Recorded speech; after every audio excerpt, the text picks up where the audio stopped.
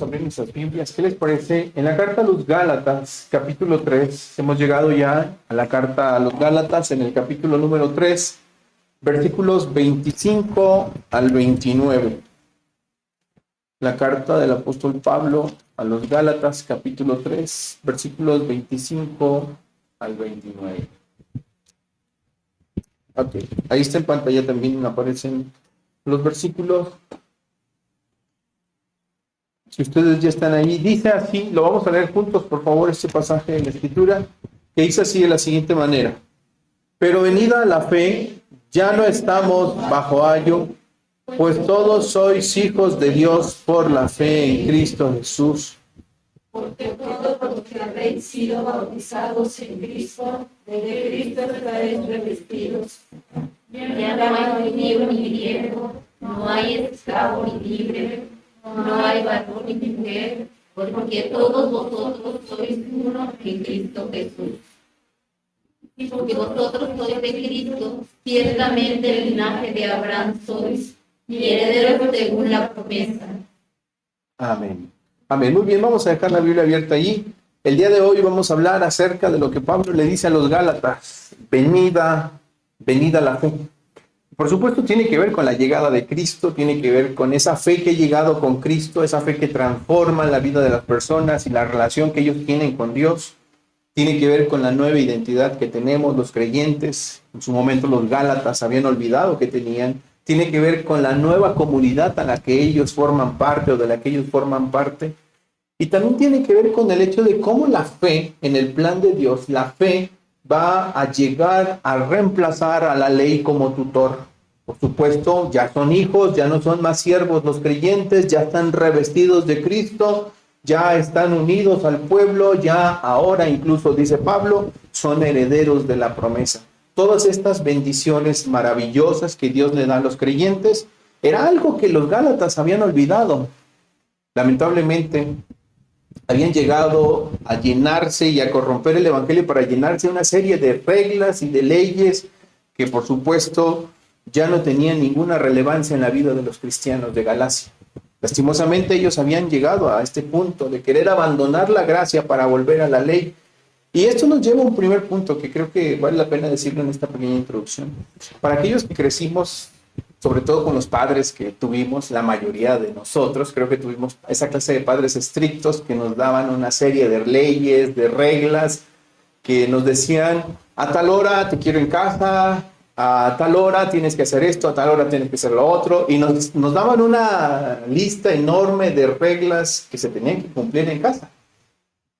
Les digo a nosotros, porque yo creo que la generación en la que ahora vivimos carece de muchas reglas, ¿eh?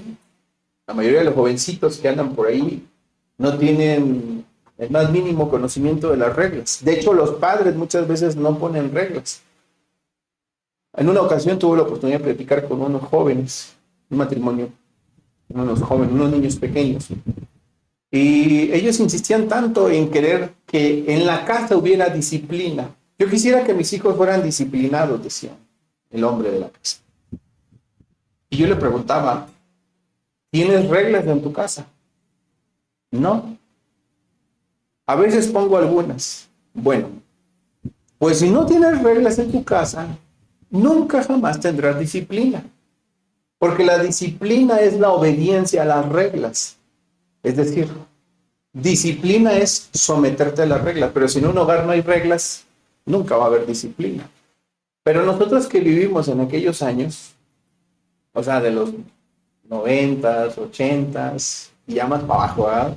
Y ya le paramos porque nos vamos a acordar ahí de los 60s. Y ahí nos detenemos mejor. Entonces, sabemos que era otro ambiente y otras condiciones en donde había tantas reglas que nos decían, ¿no? No toques esto, haz tu tarea, sé responsable, piensa bien lo que haces. O sea, eran tantas cosas que nos daban. Y hermanos, ninguna de estas reglas creo que fueran malas. De ninguna manera. Al contrario, creo que por lo menos nos restringieron, nos dieron ciertos límites, al menos de tipo moral, algunos frenos morales, nos ayudaron a tener ciertos frenos morales. Pero ninguna de estas reglas, por más noble que pudiera ser, jamás iba a lograr hacer algo en nuestras vidas. Es decir, Jamás podrían estas reglas, aunque sí tenían buenas intenciones, aunque estuvieran pensadas en nuestro bienestar, jamás podrían haber cambiado nuestro corazón. Eso es algo que nos queda sumamente claro.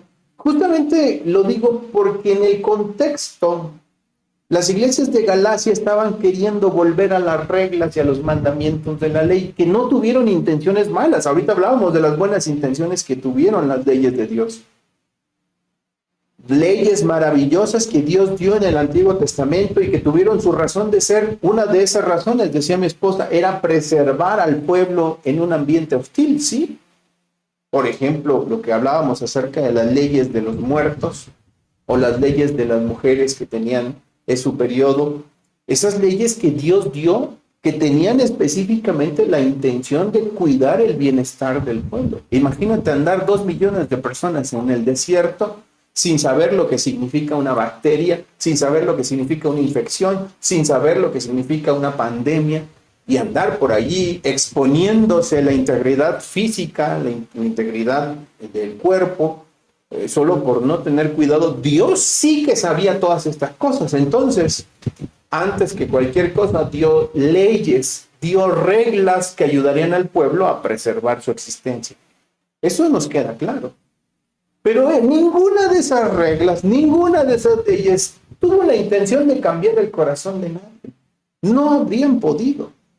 De hecho, el apóstol San Pablo en la carta a los Gálatas, un poco más atrás, decía que ninguno puede ser justificado ante Dios, o sea, ser visto como justo a los ojos de Dios por el cumplimiento de estas reglas. Nadie.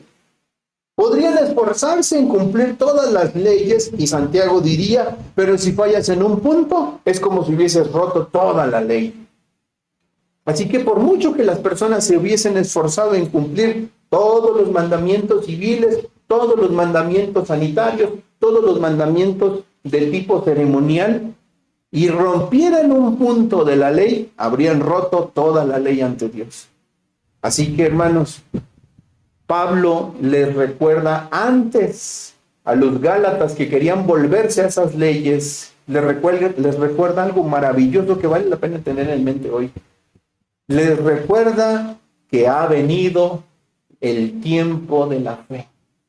Ya no más reglas, dice Pablo, sino que las condiciones de los creyentes han cambiado radicalmente por una razón, porque ha venido la fe.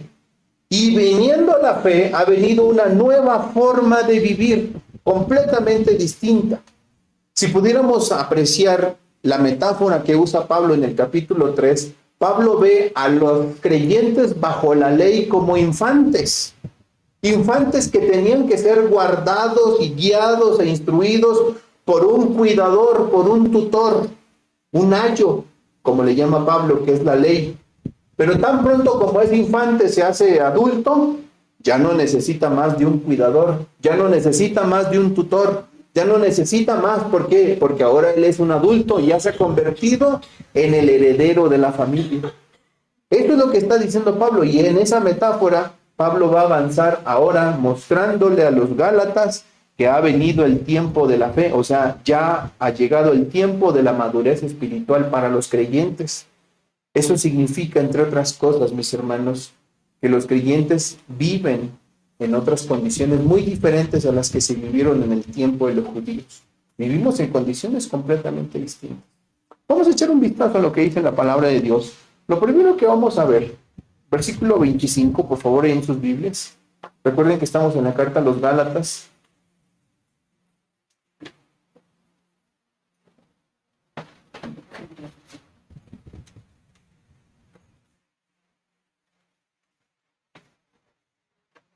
Listo, ya estamos ahí, ¿verdad? Versículo 25, por favor, hermanos.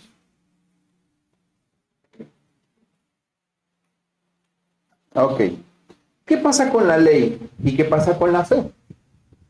Bueno, Pablo va a enseñarle a los Gálatas que la ley ha venido, dice el versículo 25, pero venida la fe, ya no estamos bajo ya no estamos bajo la tutela de la ley. Es decir, tan pronto como la fe en el Señor Jesucristo ha venido en el pacto de gracia, o en el nuevo pacto, en el cumplimiento del nuevo pacto, ya no es necesaria la ley de Moisés, porque ya ha llegado el tiempo de la fe.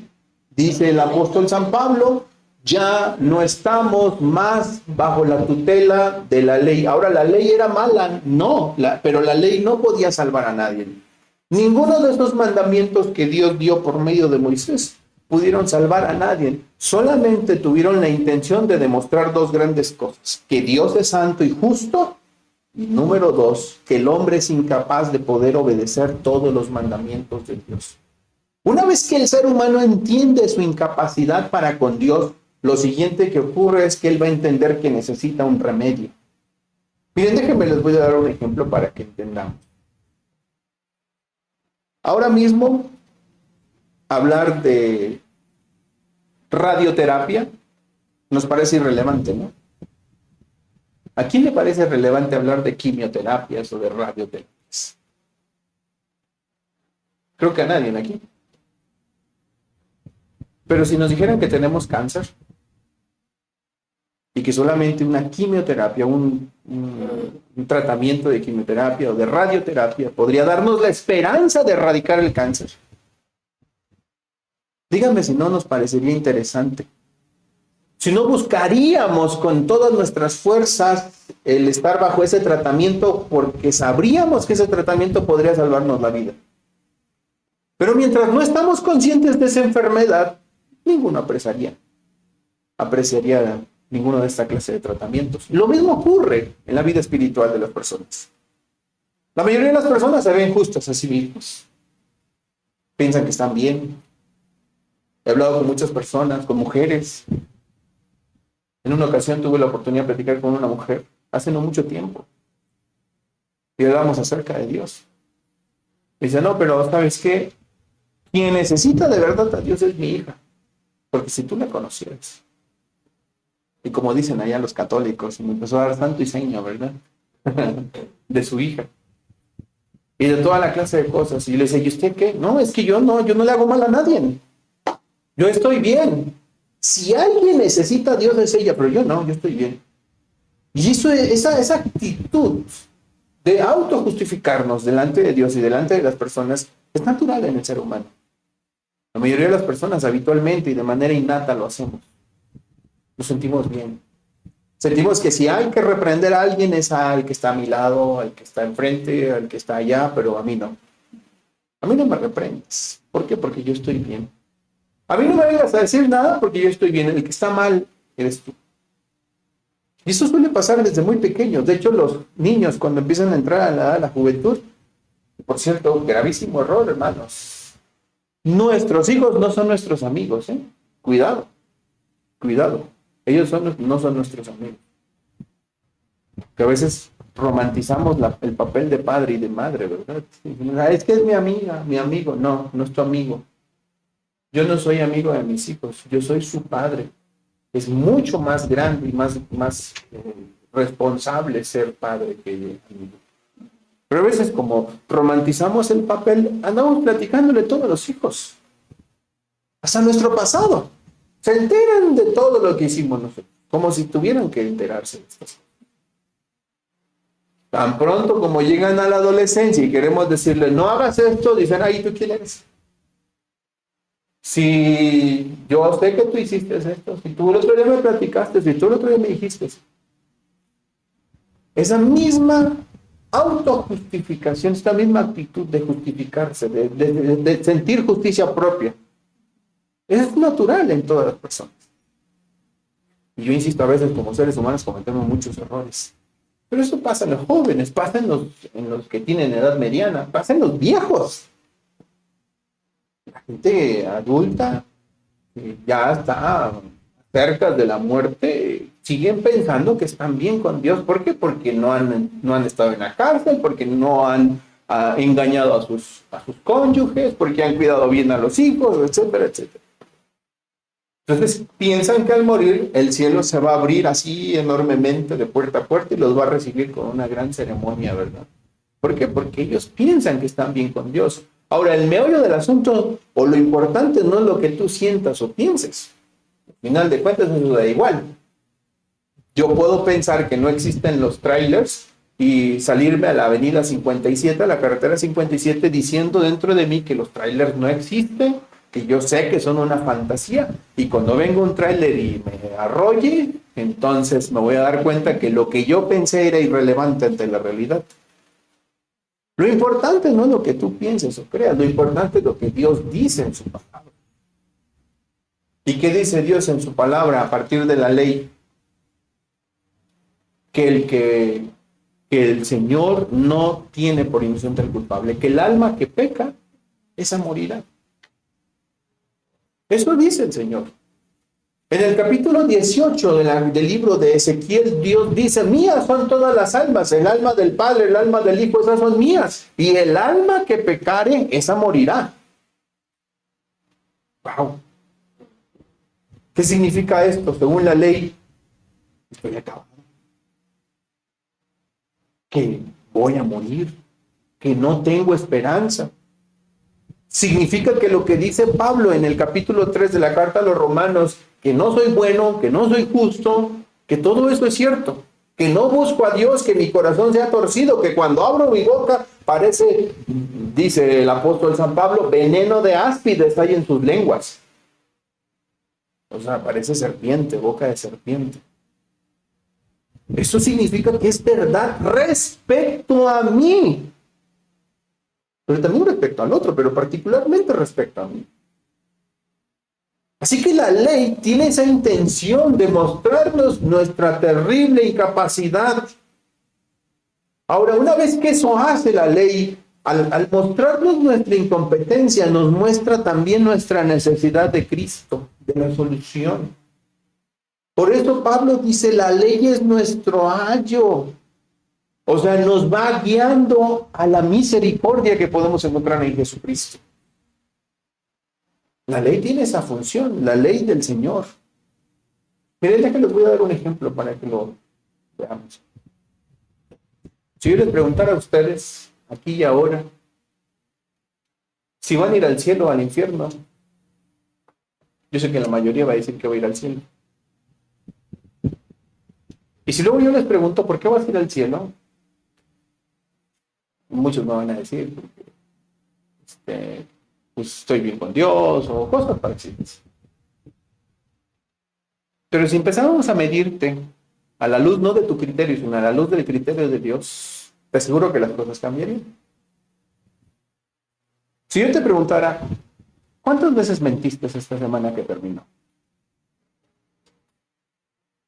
Seguramente ni siquiera te acuerdas cuántas veces mentiste. Pero fueron muchas. Y si mientes, ¿en qué te conviertes? Eres muy mentiroso. Ahora, si tomaste algo que no era tuyo, ay, pero qué exagerado, si fue un borrador, fue un lápiz, fue algo que estaba allí tirado, nadie me vio. Bueno, pero no era tuyo. Y si alguna vez lo hiciste en tu vida, aunque sea una sola vez, ¿en qué te conviertes? Y la ley dice, no robarás. La ley dice, no darás falso testimonio. Es más, la ley del Señor dice, no adulterarás. Y alguien podría decir, no, pues eso sí. Pregúntenle a mi esposa, ¿verdad? Ella sabe que no. Bueno, pero ¿qué dice el Señor Jesucristo? ¿Oísteis que fue dicho a los antiguos, no adulterarás? Mas yo os digo que cualquiera que mira a una mujer y la desea en su corazón, ya adulteró con ella en su corazón. Entonces, ¿el deseo puede llevarme a ser un adúltero? Sí. La ley dice que no matarás. No, pero todo el mundo sabe que yo nunca he matado. Ni a las hormiguitas mato, ¿verdad? Soy limpio de esto. Bueno, ¿qué dice el Señor Jesucristo? ¿Oísteis que fue dicho a los antiguos, no matarás? Mas yo os digo que cualquiera que llame necio o fatuo a su hermano, ya es culpable ante el concilio. O sea, tonto, cabeza hueca, eso es lo que significan esas palabras. O estúpido.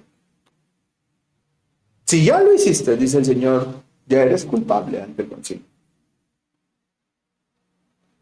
Hermanos, la ley, ¿saben qué hace? Nos muestra lo que somos. ¿Y qué somos nosotros, pecadores? Y a la vez nos muestra que Dios es santo y justo, y que no tendrá por inocente el que es culpable. Entonces te vuelvo a preguntar, bajo tales condiciones de lo que la ley dice respecto a ti, cielo o infierno. Definitivamente. ¿Qué necesitas? Necesitas la ayuda de alguien fuera de ti. Entonces Pablo dice, la ley es nuestro ayo que nos lleva a Cristo, es nuestro guía, es el tutor que nos va mostrando nuestras deficiencias para guiarnos a Jesucristo. Y una vez que llegamos a Cristo, ¿saben cuál es la buena noticia? Ya no estamos sujetos a esa ley que nos condena. Ya no estamos bajo ayo. La fe que Dios puso en nuestros corazones y que nos llevó a confiar en Jesucristo, su Hijo, ha quitado de por medio la ley que nos condena. Entonces, si alguien está en Cristo, dice Pablo, nueva criatura es. He aquí, las cosas viejas pasaron, todas son hechas nuevas. Mis hermanos, si nosotros hemos por la fe llegado a los pies del Señor Jesucristo, ya no estamos más bajo la ley, sino bajo la gracia. Estamos en un estado de libertad. Ya no deberíamos atarnos a todas estas cosas que nos condenaron tanto tiempo. Lo triste de los Gálatas es que ellos eran libres y no apreciaban su libertad. Ellos querían volver a ser esclavizados por la ley, querían que los mandamientos los volvieran a regir cuando ellos ya habían sido liberados de esos mandatos que los condenaban. Y eso es abrumador porque lastimosamente, hermanos, eso hoy sigue ocurriendo en las iglesias. Y se los digo con toda franqueza, es triste que ocurra tanto de esto en las iglesias.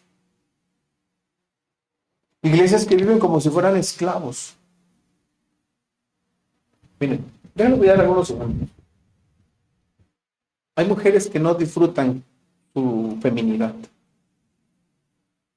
No disfrutan la feminidad. Hoy es domingo y quiere ir a la iglesia. Entonces, ¿qué hay que hacer?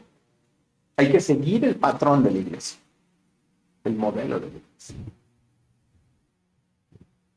Hay personas que viven tan obsesionadas con esos patrones y modelos de las iglesias. Modelos que no tienen nada que ver con Dios, que no son más que imposiciones de las personas que les han puesto por encima. Te tienes que vestir así, te tienes que vestir de aquella forma, te tienes que peinar así, tienes que hacer esto, tienes que hacer aquello, esto prohibido, esto prohibido, esto prohibido. Y les dan una serie, una lista impresionante de cosas que ni ellos ni nadie puede cumplir. Entonces esa pobre persona, esa pobre alma, tan pronto como llega a la iglesia, es aplastada abrumadoramente por todas esas cantidades impresionantes de mandamientos de personas y tradiciones de hombres. Ya soy cristiano, ¿ahora qué significa? Significa que tengo que vestirme así, tengo que vestirme así, tengo que peinarme así, tengo que dejar de hacer esto, tengo que hacer aquello, tengo que... Y empieza pobre gente a vivir una vida tan miserable y mezquina. Y luego cuando hablas del gozo cristiano, dices, ¿y el gozo cristiano? No saben ni qué es el gozo cristiano porque viven tan cargadas de tantos mandamientos y cargas pesadas que no saben qué es el gozo del Señor.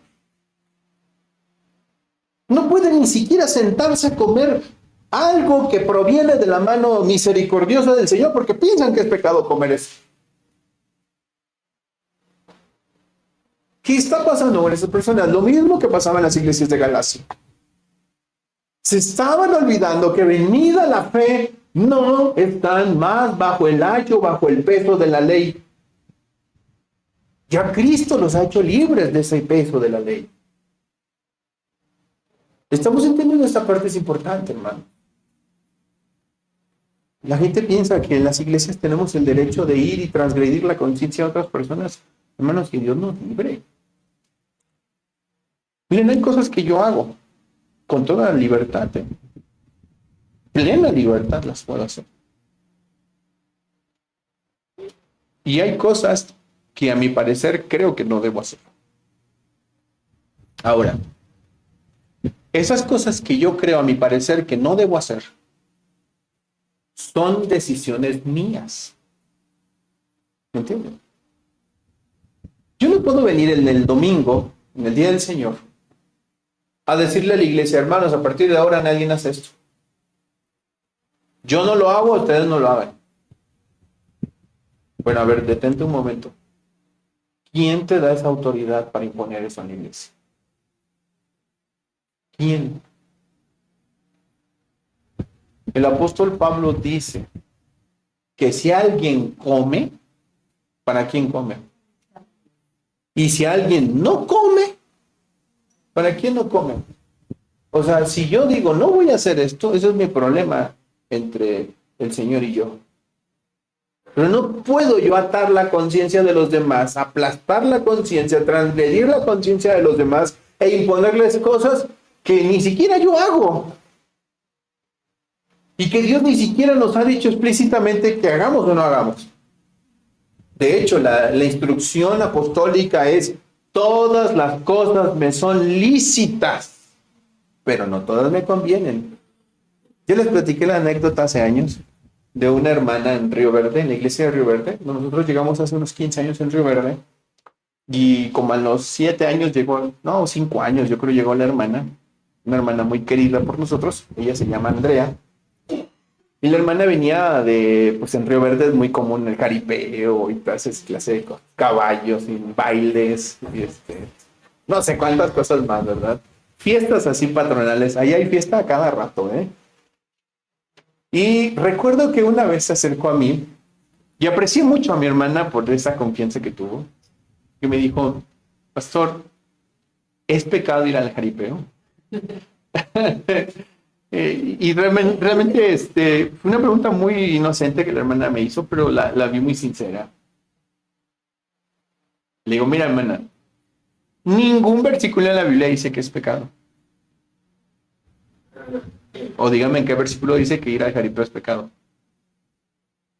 Ni uno solo. Entonces, ¿es pecado ir al jaripeo? No, no es pecado ir al jaripeo. Entonces, ¿puedo ir? Bueno, ¿qué dice la Biblia? Y entonces donde Pablo le dice a los corintios, todo me es lícito, pero no todo me conviene.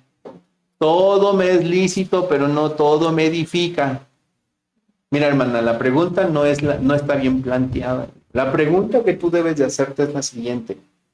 Ok, ir al jaripeo no es algo que Dios me prohíba hacer, pero la pregunta es, ¿me edifica? ¿Me conviene? Esas son las preguntas que tienes que hacerte. O sea, la verdadera pregunta es, ok, Dios te da libertad de hacer esto, pero ¿te edifica? ¿Es de bendición para tu vida? ¿Te conviene? Entonces lo que tenemos que nosotros hacer y llegar a esa madurez, mis hermanos, antes de andar condenando esto y aquello y decir, esto sí, esto no, llegar a la madurez espiritual, decir, ok, mira, el Señor, reconozco que el Señor no ha sido explícito en esto, no hay algo que la Biblia diga que prohíba hacer esto, pero la pregunta es, ¿esto me está edificando? ¿Esto me conviene realmente? ¿Conviene a mi cuerpo? ¿Conviene a mi alma si hago esto o aquello? ¿Realmente es de bendición para mí? Sí me explico. Debemos de llegar a esa madurez espiritual. Eso es lo que Pablo está buscando que la iglesia de Galacia haga. Más allá de que se carguen de lo que deben y no deben hacer, Pablo busca que ellos entiendan la libertad. La libertad cristiana no significa ve y haz lo que te plazca, no. La libertad cristiana es vivir bajo el criterio y la sabiduría de Dios, por supuesto. Eso es libertad cristiana. Somos libres de qué, o libres para qué, libres para servir al Señor, libres para amar a Dios, libres para ser fieles al Señor, libres para ser santos ahora, para vivir en un mundo injusto con la justicia que Dios nos da. Somos libres de hacer cosas diferentes a las que antes hacíamos.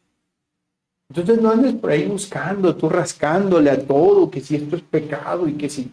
De verdad, hermanos, miren, todo lo que viene de la mano del hombre ya está torcido. Ven los deportes. A mí me gusta el deporte, ¿eh? No lo practico, pero me gusta. Les aclaro, ¿eh? Pero me gusta verlo.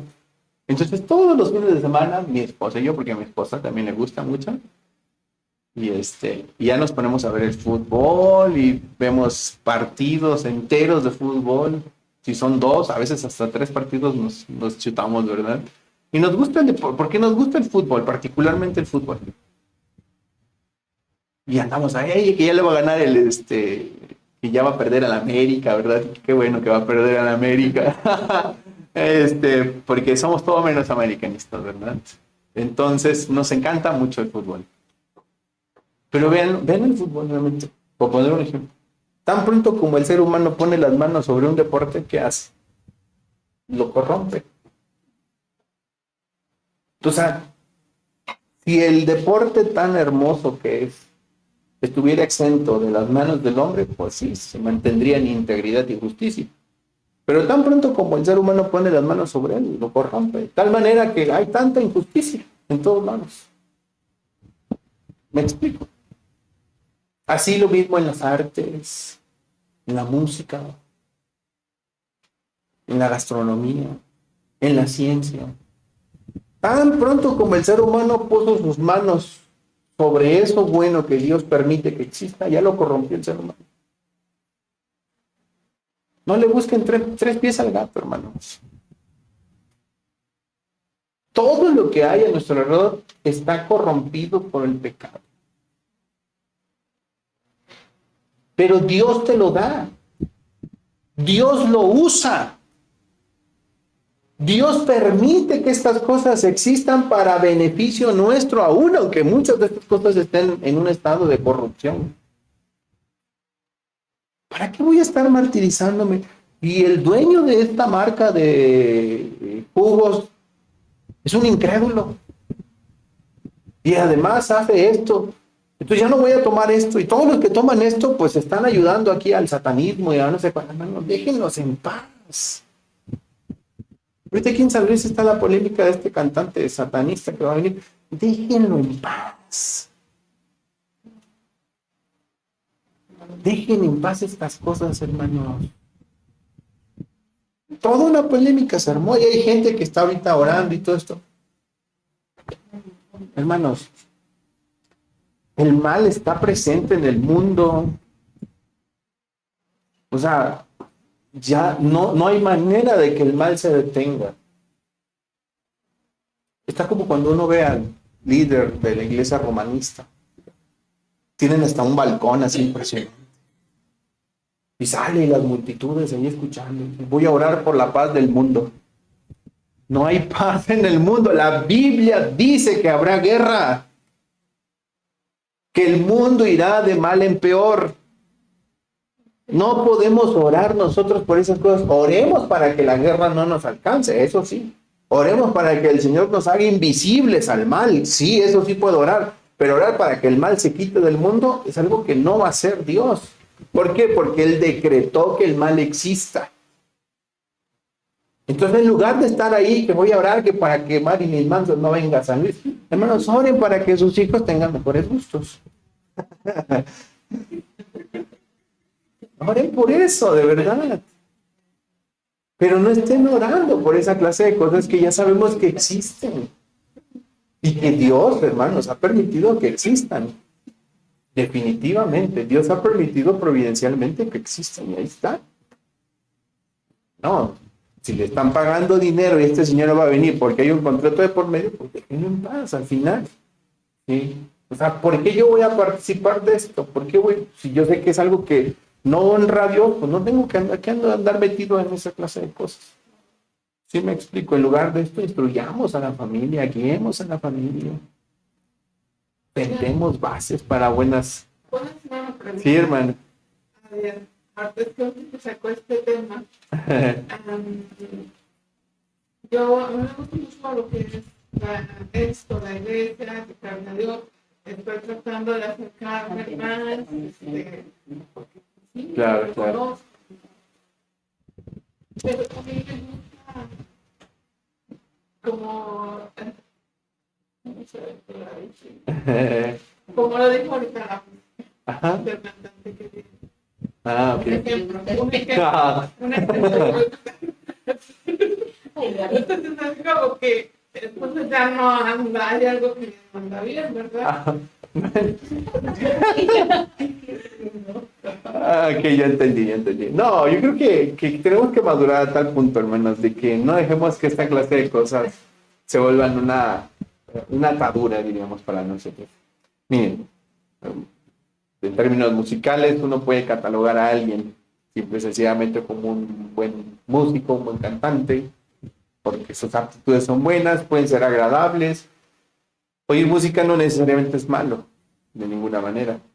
Creo que el tema controversial, particularmente con ese cantante, es lo que canta y lo que hace en el escenario. Puede ser muy grotesco y incluso pues puede darse mucho pues, al satanismo y toda esta clase de cosas ocultistas.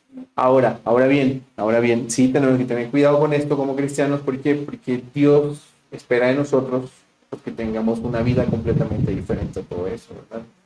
Pablo cuestionaba a los corintios que pensaban de manera semejante.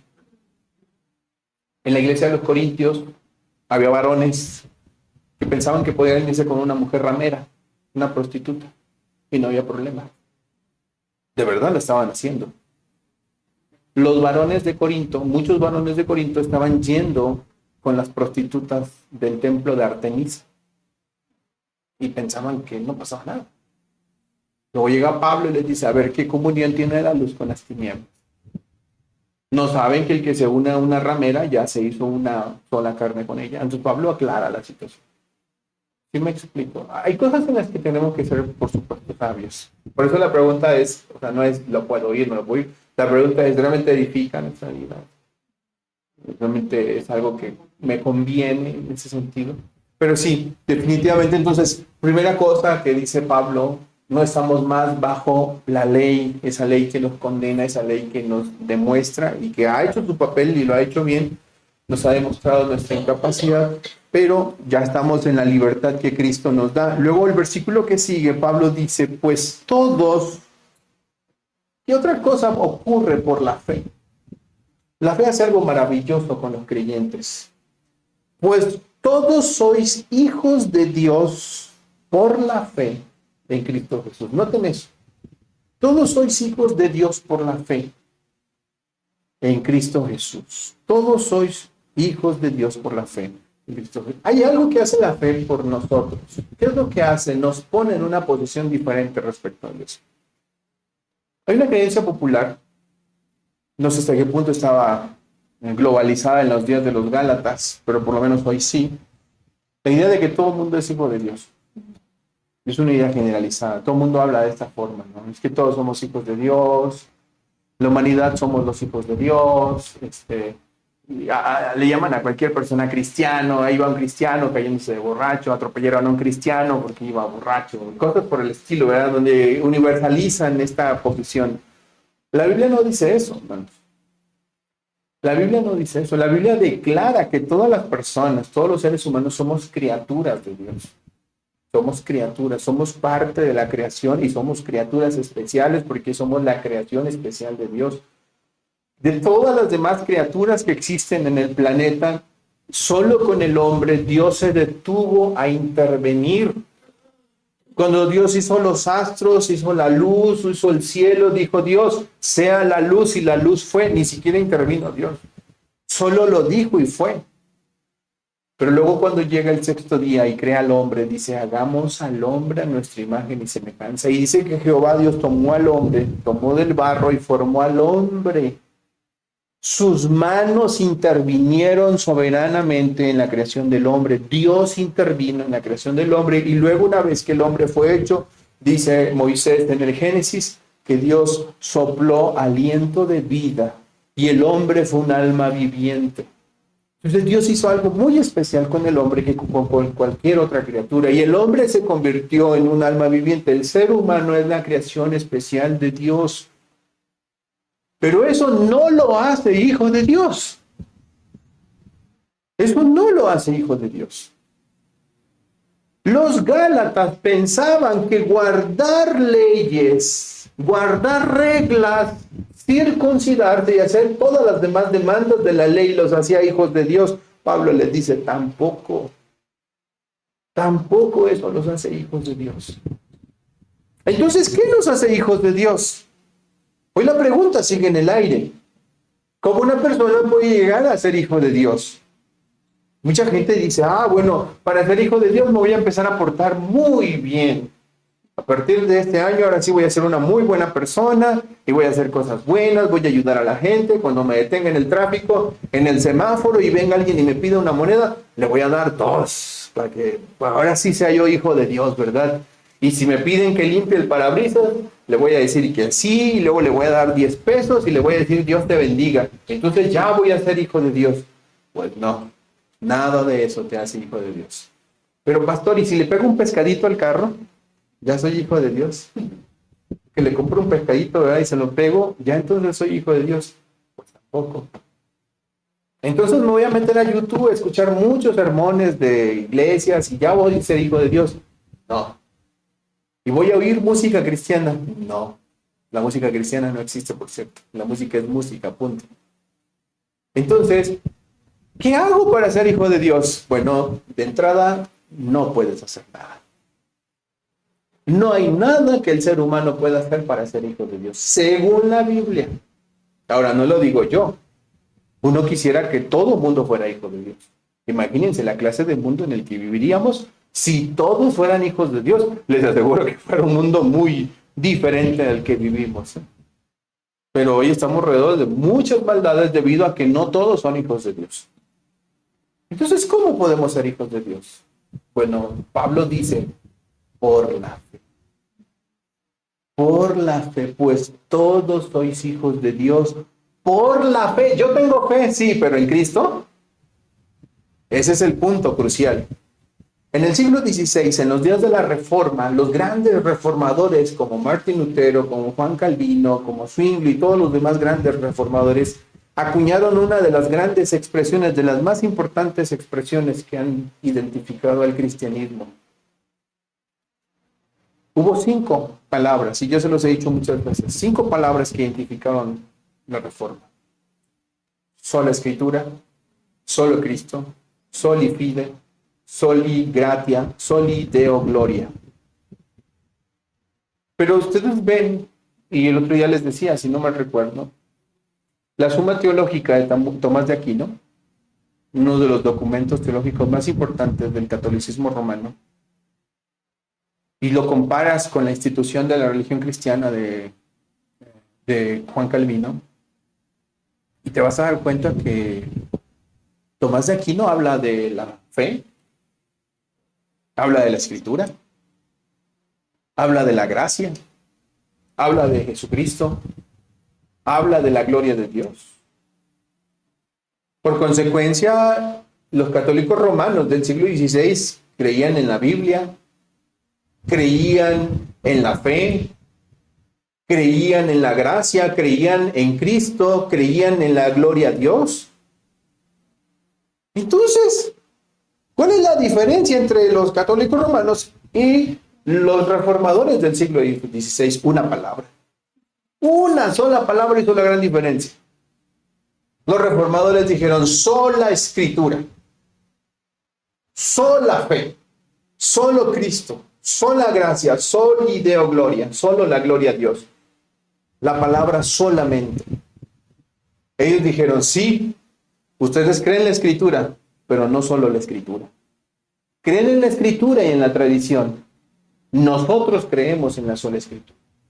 Ustedes creen en Jesucristo, sí, pero también creen en esto, creen en los santos, creen en las indulgencias, creen en esto, creen en tantas cosas, y nosotros sabemos que solo en Cristo.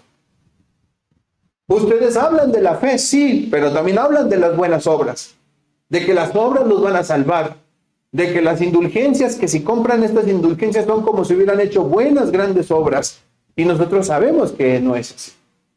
Es la sola fe. Y entonces la gran diferencia, ¿saben cuál fue? Esa palabra, sola. Ahora, ¿por qué aferrarse a esto? Porque eso es lo que dice Dios. Pues todos sois hijos de Dios por la fe en Cristo Jesús. No dice por la fe, punto. No se trata de una fe como creer que yo tengo fe en mí mismo, yo tengo fe en que me va a ir bien. Eso no es fe, o no es la fe salvífica al menos. La fe de la que habla Pablo, que convierte a una persona ordinaria en una persona extraordinaria, porque ahora es hijo de Dios, es la fe solamente en Cristo Jesús. Solo en Cristo. Usted puede tener fe, pero ¿en quién tiene fe? ¿Cuántas cosas no son el objeto de su fe? Muchísimas cosas. Piénselo bien. Piénselo bien. Seguramente está caído en el antropocentrismo. O sea, usted mismo es el centro de todo el mundo. Yo tengo fe en mí. Bueno, si tú quieres invertir, arriesgar tu vida en confiar en ti, yo no confiaría en mí. ¿Saben por qué? Porque mi Biblia dice que el corazón del hombre es engañoso y perverso. Yo no puedo confiar en mi corazón. Mi corazón es engañoso y perverso. Miente, engaña. Cuando menos lo espero, mi corazón ya me está llevando por un camino incorrecto. Ya mi mente está pensando cosas que no debería de pensar. Yo no pondría mi fe en eso. Pienso que sería la más tontería, la más grande tontería que haría en la vida. Pablo dice que somos hijos de Dios por la fe en Cristo Jesús. Si hay alguien que puede ser el objeto de nuestra fe, no somos nosotros. Ni siquiera la iglesia del Señor. Ojalá lo entendamos esto. A veces como cristianos cometemos el error de decirle a la gente, no, mira, mi iglesia es la mejor del mundo. Y ese día toca que va alguien de visita y el pastor anda de mal humor porque trae diarrea y no saluda. Pues ¿dónde quedó la mejor iglesia del planeta Tierra? No nos predicamos a nosotros mismos, dice Pablo, sino a Cristo, a este crucificado. No cambiemos el rumbo de las cosas. El objeto de nuestra fe no es la iglesia, no son los líderes de la iglesia, no es nada que tenga que ver con la iglesia ni con el mundo. El único objeto de la fe de una persona, que puede ser una diferencia en su vida, se llama Jesús. El apóstol Pablo en su carta a los romanos, en la carta a los hebreos, en el capítulo 12 dice, puesto los ojos en Jesús, el autor y el consumador de la fe. Él es el autor de la fe, Él es el consumador de la fe. O sea, ¿en quién más podemos poner los ojos sino en el Señor Jesucristo? ¿Pero por qué en Jesucristo? Hermanos, de verdad piénsalo por un instante. Porque a veces suena muy exclusivista esta clase de fe de la que se predica. Una vez, fue la última vez que me recibieron en una casa. Me habían recibido durante 3 meses a mi esposa y a mí, íbamos y visitábamos, en Río Verde es muy común las familias patriarcales o matriarcales. Son grandes terrenos donde hay mucha gente allí viviendo, que vive el abuelo, el tío, el primo, la mamá, el papá, y todo el mundo vive ahí. Todos tienen su casita ahí en un terreno enorme, impresionante. Y nos invitaron ahí, a una de estas casas. Y la muchacha que nos recibía invitaba a todos los jovencitos más o menos de la edad de estos muchachos, y ya llegaban ahí un montón de chamacos. Llegaban las mujeres, las señoras a escuchar. Y uno bien contento, ¿verdad? Hablándoles del Señor. Un día se me ocurrió, recuerdo hasta el título del sermón que prediqué. Se llamaba El Jesús de la Biblia. Y comencé a hablar de Jesucristo, el Jesucristo de la Biblia. No del Jesús que las religiones han formado, el Jesús que está en la Biblia plasmado. Y como ese es el único mediador entre Dios y los hombres, y empecé a hablar de la exclusividad de ese Jesucristo. Terminé de predicar. La persona que me recibía, la muchacha que me recibía, entonces a mí se acercó llorando. Me dijo, pero entonces, ¿qué voy a hacer con la Virgencita? Si tú me dices que solo Jesucristo, ¿qué voy a hacer con la Virgencita? Si ella, ¿cómo puedo no poner mi fe en ella si ella también sufrió? Bueno, seguramente sufrió. Seguramente le dolió ver a Jesús, a su hijo morir. Pero ella no murió en la cruz del Calvario. Ella no derramó su sangre para el perdón de tus pecados. Ella no fue maltratada, no fue molida por tus pecados. El que fue molido por nuestros pecados, con quien su llaga fuimos sanados, fue Jesucristo. Por eso es solamente que nunca más nos volvieron a recibir ese día. Jamás nos volvieron a aceptar ahí. Bueno, hermanos, ustedes son libres de creer cualquier cosa. En verdad se los digo. Crean en lo que quieran. Hay gente que cree en cualquier cosa. Pero el medio del asunto no es eso. El medio del asunto es preguntarnos realmente a dónde nos dirige la fe. La Biblia dice, y ustedes lo están viendo, que es la fe en Cristo Jesús la que nos hace hijos de Dios. Yo quiero ser hijo de Dios. Por tanto, mi fe debe de estar puesta solo en Jesucristo y nadie más. Juan 1:12, alguien lo sabe, más a todos los que le recibieron, a los que creen en su nombre, les dio potestad de ser hechos hijos de Dios. Es más, en la carta a los Romanos, en el capítulo 8, versículo 15 y 16, Pablo dice, habéis recibido el espíritu de adopción por el cual clamas a Dios, Abba, Padre. Nosotros hemos sido adoptados como hijos de Dios. Ahora, ojo, no porque seamos hijos de Dios por naturaleza. Nosotros no somos hijos de Dios por naturaleza. Recuerden que el unigénito Hijo de Dios es Cristo Jesús. Entonces, ¿cómo podemos llegar a ser hijos de Dios? Pablo dice, por adopción. Somos adoptados, hijos tuyos. Por naturaleza, no, yo no soy hijo de Dios de ninguna manera. Mi naturaleza está tan corrompida, tan contraria a Dios, que de ninguna manera, jamás por mi naturaleza, yo sería hijo de Dios. Entonces, ¿cómo llegamos a ser hijos de Dios? Por la fe en Cristo. Él nos adopta como Padre, como hijos, y se convierte en el Padre celestial de todos aquellos que son sus hijos. Él extiende su gracia, hermano. Y la adopción es una cosa maravillosa, saber que somos hijos de Dios. Caray, significa que no estamos solos en el mundo. Significa que cada vez que lo necesitamos podemos alzar nuestra mirada al cielo y saber que tenemos un Padre celestial que está cuidando por nosotros. Yo no lo sé ustedes, pero a mí eso me da una gran confianza. Yo recuerdo, hace rato le decía a mi hija, y fuimos a un mandado y de ahí al cajero. No sé por qué veníamos platicando y ya saben que luego uno empieza a platicar algunas cosas incómodas. Le digo, disfruta ser joven. ¿Cómo me gustaría volver el tiempo atrás? Le digo, y volver a ser un niño. Yo no sé ustedes, pero a mí sí me gustaría, ¿eh? ¿Saben por qué? ¿Saben qué es una de las cosas que extraño mucho? No preocuparme de nada. Esto lo hacía de niño. Yo de niño no sabía cómo, pero sabía que iba a haber pan en la mesa. A veces bolillo, ¿verdad? Pero bueno, daba igual. Pero sabía que iba a haber algo en la mesa. Sopa, frijoles, huevos. No sé ni cómo le hacían mi mamá y papá. Yo solo sabía que a tal hora íbamos a comer. Y ya le decía a mi mamá, no, que me pidieron esto en la escuela. Yo no sé cómo mi pobre madre hacía para darme y me daba para. Ni tenía ni siquiera me preocupaba. Vivía bajo esa confianza. Pero luego dice Pablo, dejé de ser niño. Cuando era niño pensaba como niño, ¿verdad?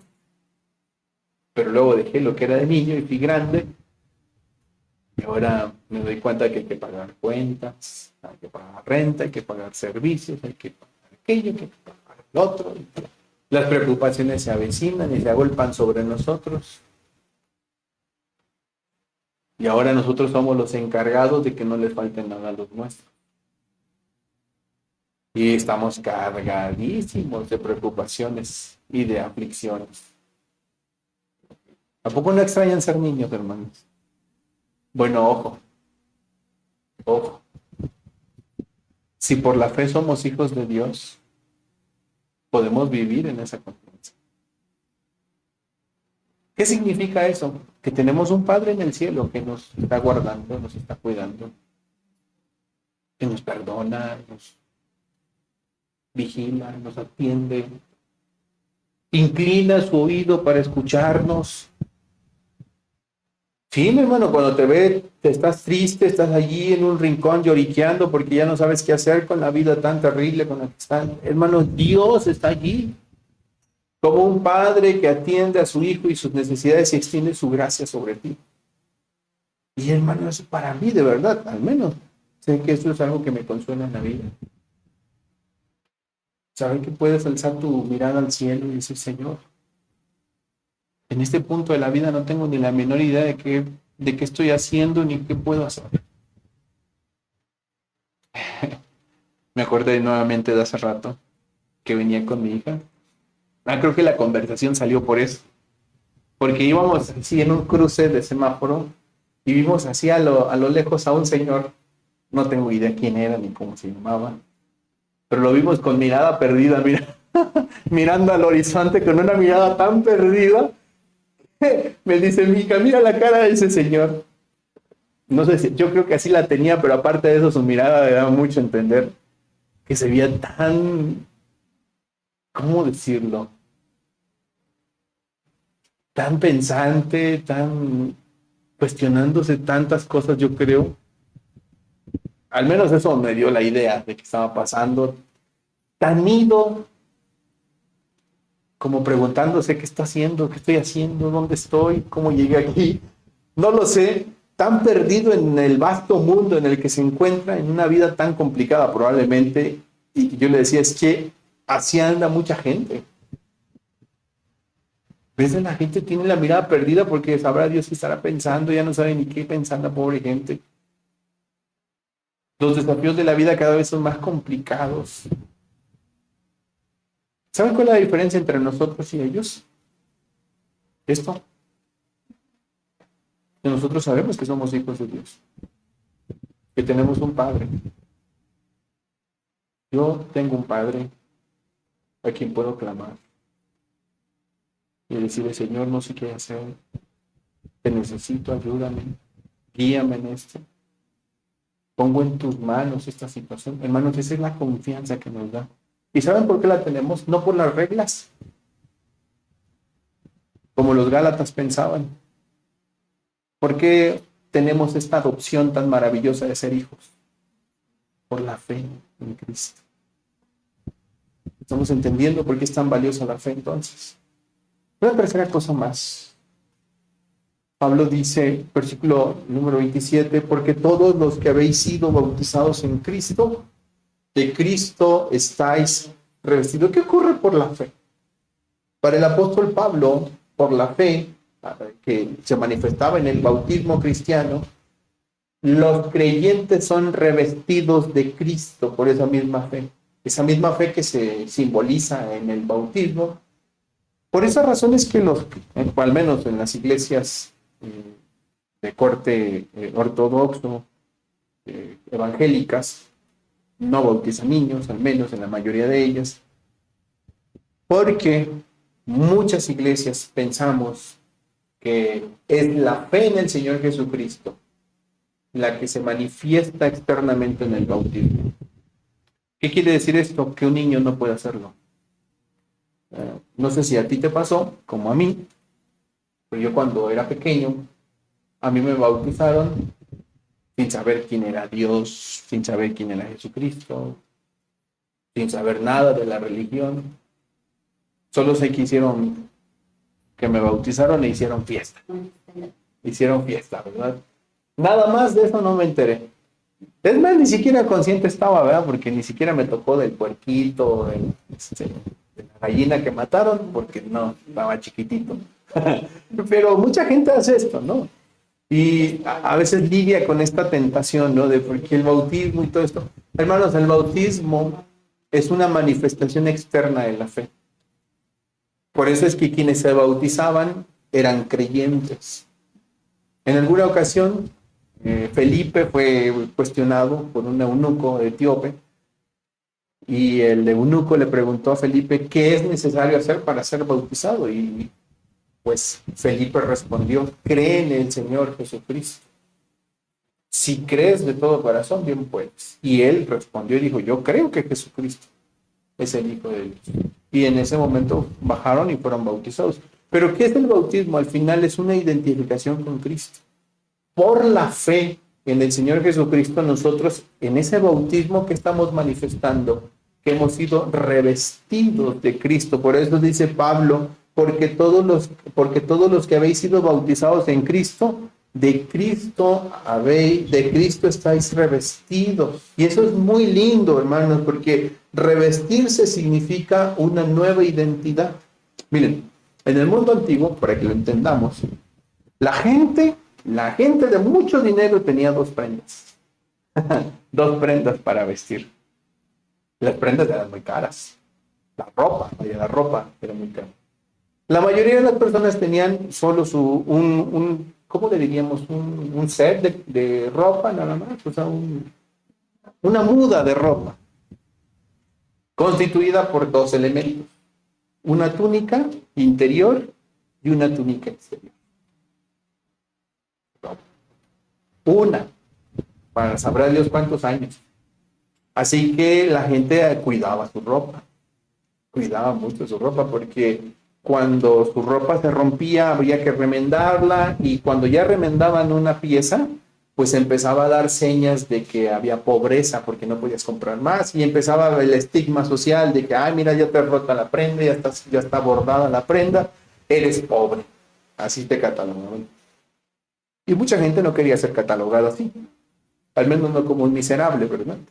Ya si decían: bueno, pues tengo una muda, pues tú también, ¿verdad? Y todo el mundo tiene una muda. Pero ya traer una muda y luego toda harapienta y ruñida y rota, pues entonces era más complicado, ¿verdad? Entonces, la gente apreciaba mucho la ropa.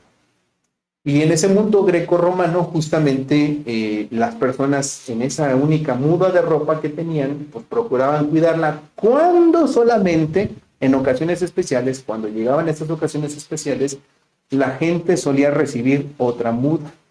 Por ejemplo, cuando las mujeres se casaban, recibían otra muda de ropa. La muda de mujer, ya de mujer, señora casada, ¿verdad? Y cuando los hombres se casaban, pues igualmente recibían su muda de adulto.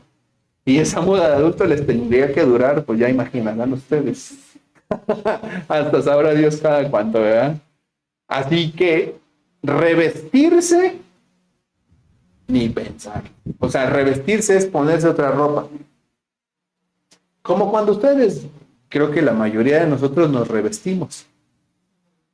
O sea, llegamos del trabajo, yo llego de mi trabajo, traigo el mismo uniforme de todos los días, llego, me lo quito y me pongo otra ropa.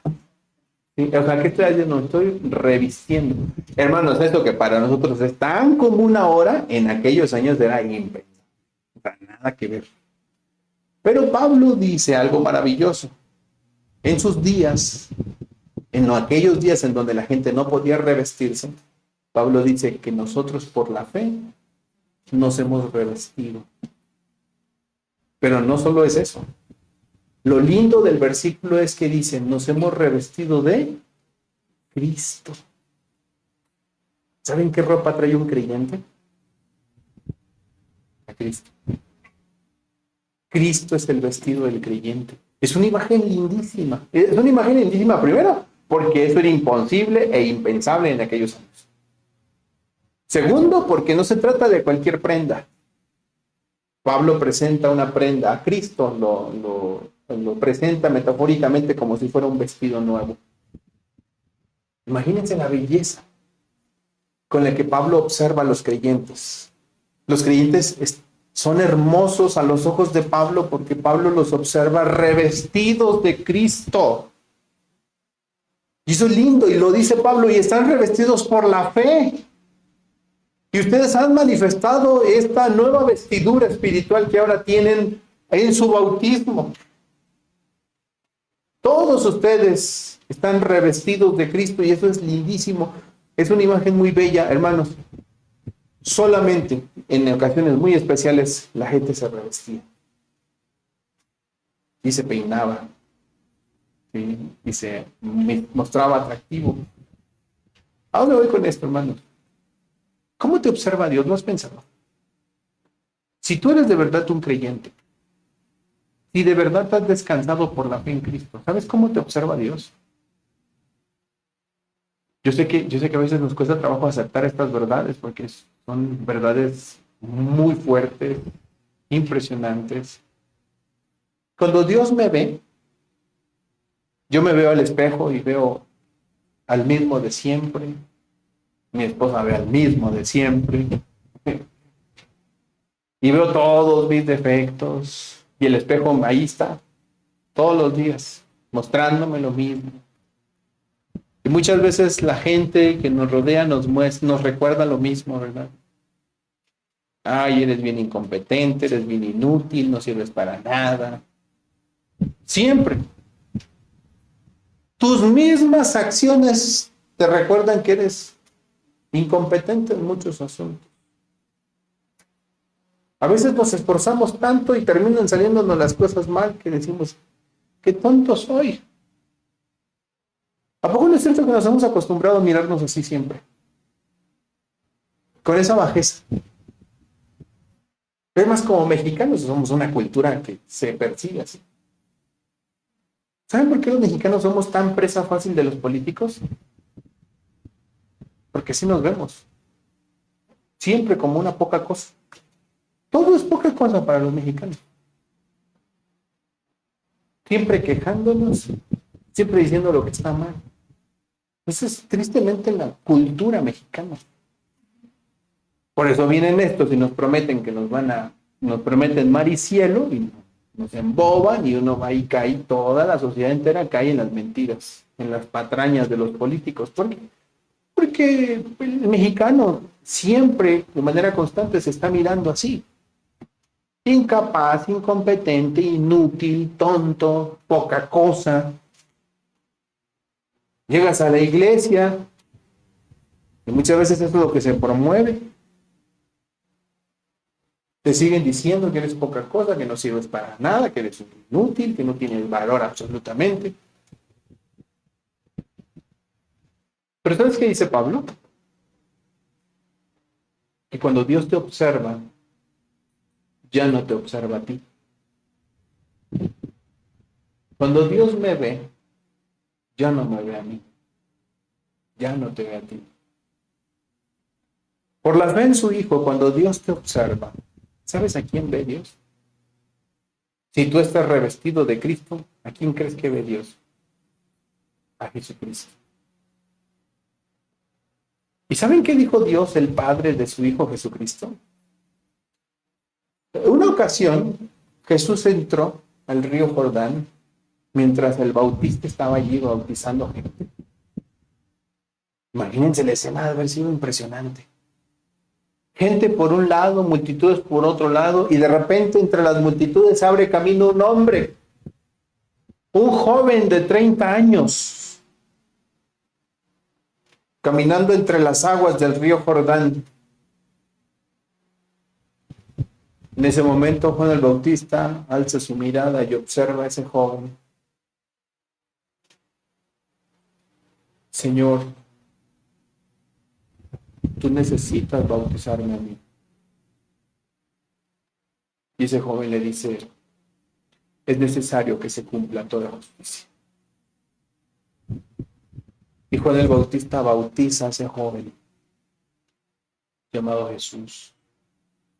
En ese instante se abren los cielos y una voz desde lo alto se oye y dice, este es mi Hijo amado, en quien tengo complacencia. ¿Sabes el amor que Dios tiene por el Hijo? Es el amor que Dios tiene por ti. Y Dios tiene ese mismo profundo y entrañable amor por ti, porque tú has sido revestido de Cristo por la fe. Y mi hermano, si eso no te anima, si no, eso no te hace, si no cambia tu manera de pensar respecto a ti mismo, tu opinión sobre ti mismo, nada más lo vas a hacer. Pero la verdad es que si tú por la fe estás en Cristo y has puesto tu confianza en el Señor Jesucristo, por la fe has sido revestido de Cristo y Dios te ve con el mismo amor entrañable con el que ve a su Hijo. Es el mismo amor con el que Dios miró a su Hijo Jesús. Así me ve a mí. Te van a decir, pero pastor, yo sí veo mis defectos, sí, porque existen y son reales. Pero aprende a confiar en cómo Dios te está mirando, aprende a descansar en que la opinión de Dios no es la misma que tú tienes. ¿Sí me explico? O sea, vivimos en un mundo en donde nos aplastan cada rato. Llegamos y estamos lloriqueando siempre. Pobre de mí. Soy un completo inútil, no sirvo para nada. A lo mejor así creciste con padres que te decían, no sirves para nada. Sí, puede ser que sí. ¿Cómo le llaman? Acomplejamiento, ¿verdad? Todos acomplejados de que no servimos para nada. Esta nación, insisto, es una sociedad así. Pero Dios dice algo tan maravilloso y sublime que si no lo crees, mi hermano, de verdad, piénsate lo mejor si de verdad te estás confiando en Cristo. Pero la fe en el Señor Jesucristo es maravillosa porque nos lleva en una posición diferente ante Dios. Nos hace sus hijos y hace que además seamos revestidos del Hijo de Dios. Y eso es bellísimo. Permítanme casi terminar ya.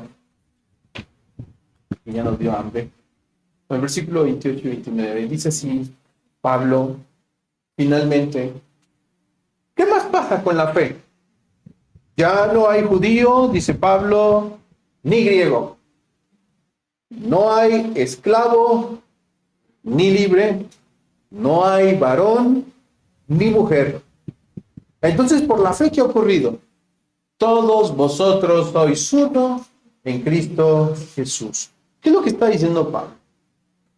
Para aquellas personas como los Gálatas que pensaban que someterse a las leyes o a las demandas de la ley de Moisés los hacía más judíos, más pueblo de Dios, Pablo los derrumba esta premisa de los Gálatas diciéndoles no es cierto.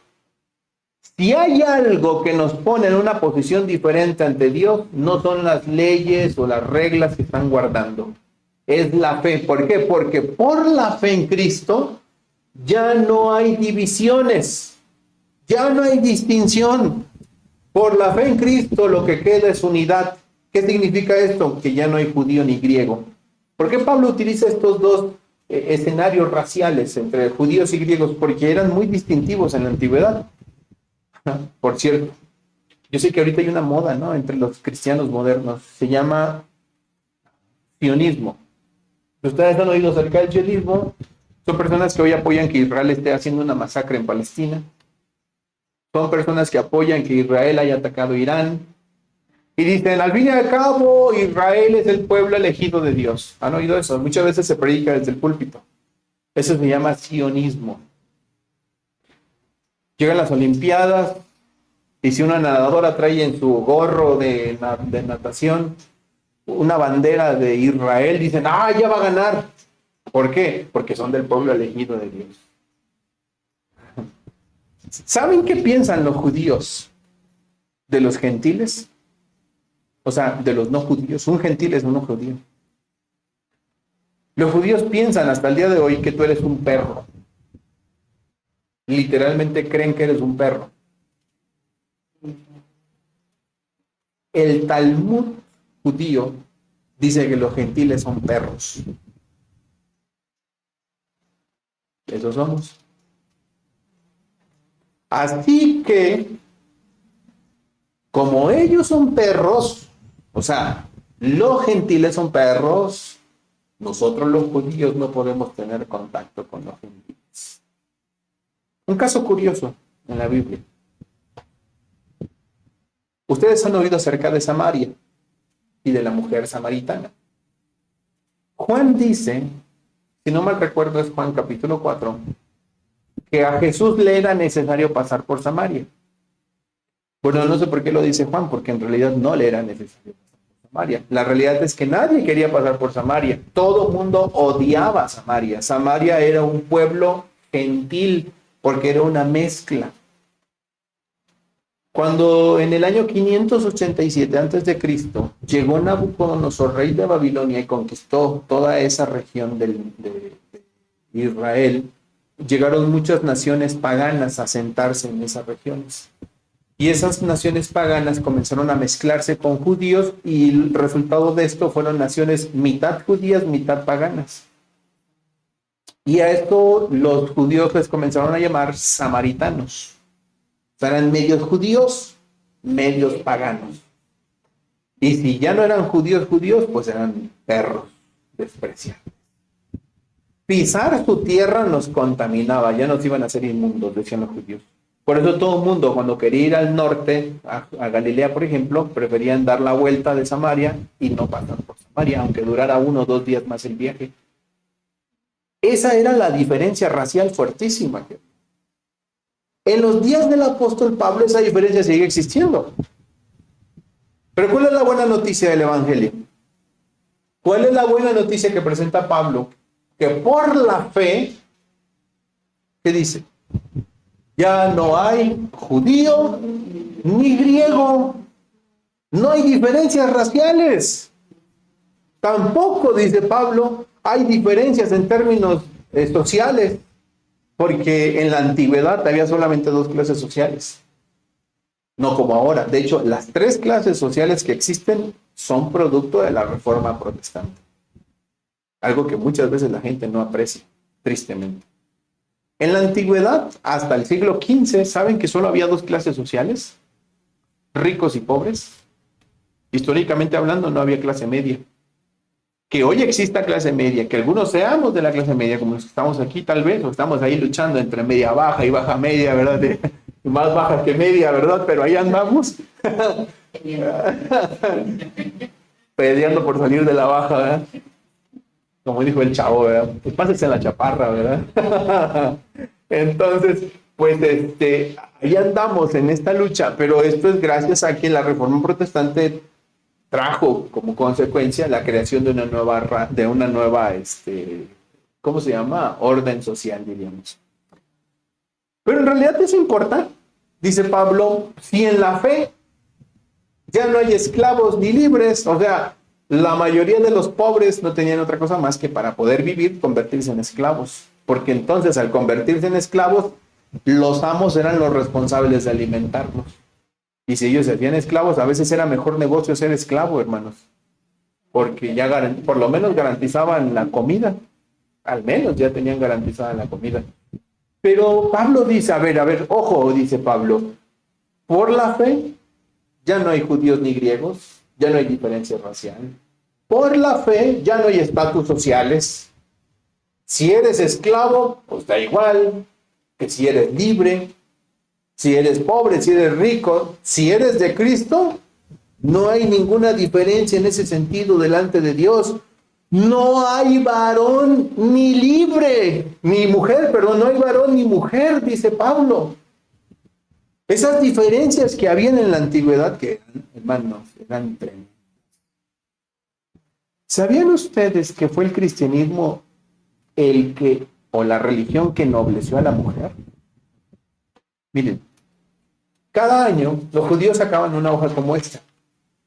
Bueno, no tan como esta, ¿no? Porque no había hojas de papel como esta. Empezaban a escribir allí. Tengo 5 asnos, 2 vacas y una mujer. Estas son mis propiedades. Junto con los asnos y las vacas estaba la mujer. La mujer no era más que una posesión. Y si un día el marido no estaba de acuerdo con su mujer y tenía algún inconveniente porque no le puso sal a la sopa, tomaba a su mujer de la mano, la llevaba a las afueras de la ciudad donde estaban los jueces sentados y le decían, traigo a esta mujer para divorciarme. Ah, sí, vamos a hacer una carta de divorcio. ¿Qué hizo? No le puso sal a la sopa. Me trató mal. Me respondió carta de divorcio. Eso lo dijo Jesucristo. La mujer no tenía valor en ningún lado. Y si ustedes piensan que entre los judíos estaba mal, imagínense entre los romanos. El otro día leíamos la carta de un tal Escenas, romano, soldado romano, que desde el amoroso, el hombre, amaba a su mujer, sin duda alguna, y se ve en las palabras que él escribe hacia su esposa, mientras él estaba en el frente de la batalla peleando por Roma, le mandó una carta a su mujer, diciéndole: te amo y recuerdo mucho el estar contigo en estos tiempos de la batalla. Apreciaría mucho estar contigo a tu lado. Espero que te encuentres bien y que el bebé que está en tu vientre pronto nazca. Si es niño, déjalo vivir. Si es niña, tírala. Y recuerda que siempre te he amado. Y firmaba el soldado. Había lugares en las calles de Roma dedicadas a tirar niñas recién nacidas. Para la sociedad la mujer no era nada, ¿no? Ni para la sociedad judía, ni para la sociedad grecorromana. Eso estaba pasando en el siglo I. Justo en ese momento llega Pablo, el apóstol, y dice: por la fe no hay varón ni mujer.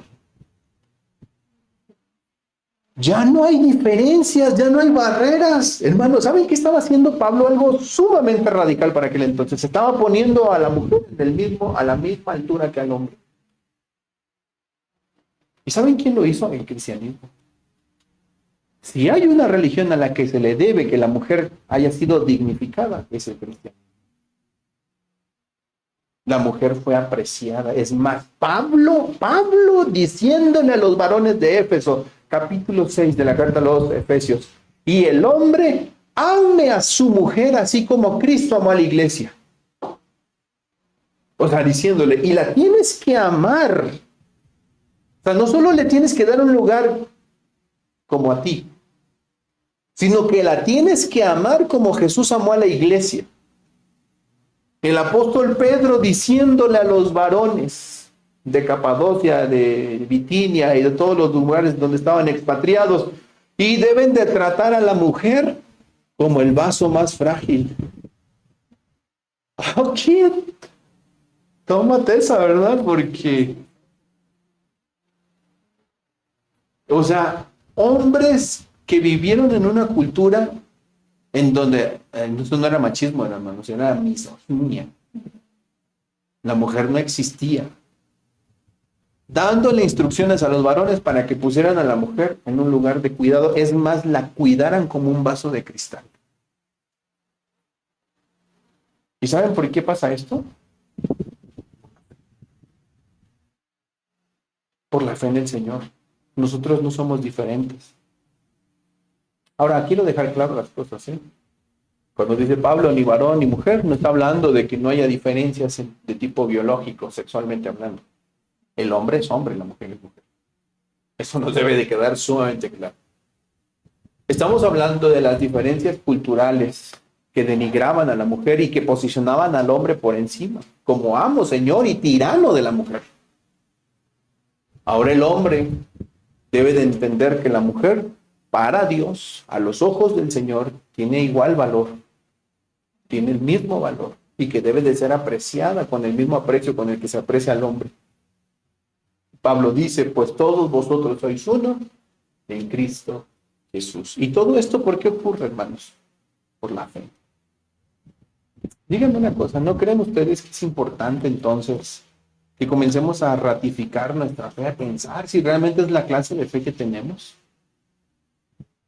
Una clase de fe que nos ha liberado de toda clase de estigma, de toda clase de división, que nos une, que nos lleva a comprender, como decía el versículo 29 también, que todos somos herederos por la promesa. Y si vosotros sois de Cristo, ciertamente el linaje de Abraham sois y herederos según la promesa. Dígame, ¿no es esta la clase de fe que deberíamos de reivindicar en nuestras vidas? Piensen por un instante si esta es la fe que ustedes tienen. Una fe que les ha llevado, como dice al final Pablo, a ser herederos de la promesa.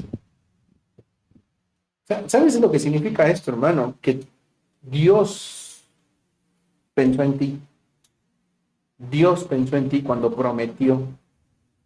Aquel día, lo leíamos hace rato, Génesis capítulo 15. Dios diciéndole a Abraham, haré una nación, te engrandeceré, te daré un nombre importante, tú serás de bendición, todo esto. Pensando en ti, en su iglesia. ¿Por qué llegamos a recibir todas estas bendiciones que tenemos los cristianos? ¿Cuántas obras fueron necesarias hacer de parte nuestra, aclaro, para alcanzar todas estas bendiciones? Ninguna. Miren, mi hermano, podemos empezar ahora a trabajar. Podríamos empezar a dedicar ahora el tiempo.